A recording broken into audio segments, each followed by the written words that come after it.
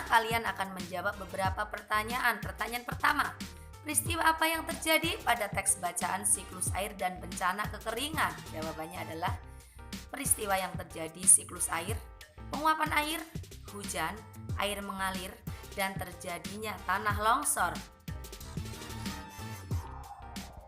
Pertanyaan yang kedua, bagaimana proses siklus air menghasilkan air yang bersih? Ya, pada proses siklus air ada proses penguapan air dari permukaan bumi, yaitu dari laut, sungai, danau, dan genangan-genangan air lainnya.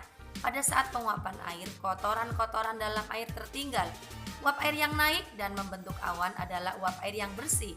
Saat awan menjadi mendung, lalu turun menjadi hujan, air yang turun merupakan air yang bersih.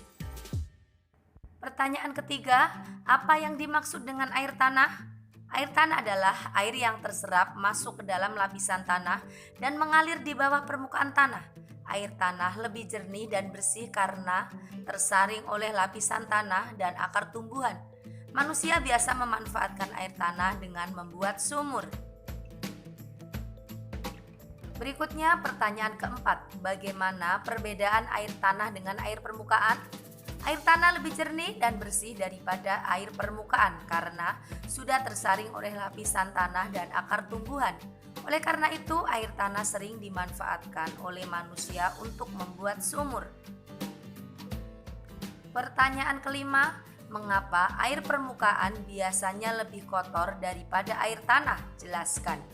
Air permukaan merupakan air hujan yang tidak terserap oleh tanah.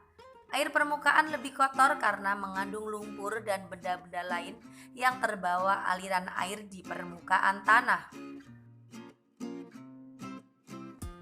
Selanjutnya pertanyaan keenam, apa akibat dari musim kemarau yang panjang? Ya, saat kemarau panjang, air permukaan dan air tanah menyusut. Kekurangan air akan menyebabkan bencana kekeringan yang terjadi, adik-adik. Berikutnya adalah beberapa contoh perilaku yang harus kita lakukan agar persediaan air tetap lestari, adik-adik. Silahkan kalian simak pada tabel berikut ini.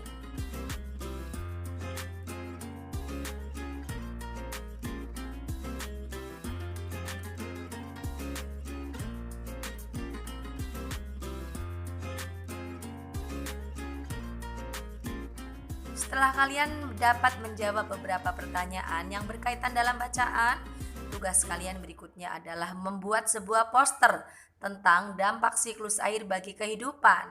Di sini Ibu contohkan, silakan supaya menjadi referensi kalian dalam belajar.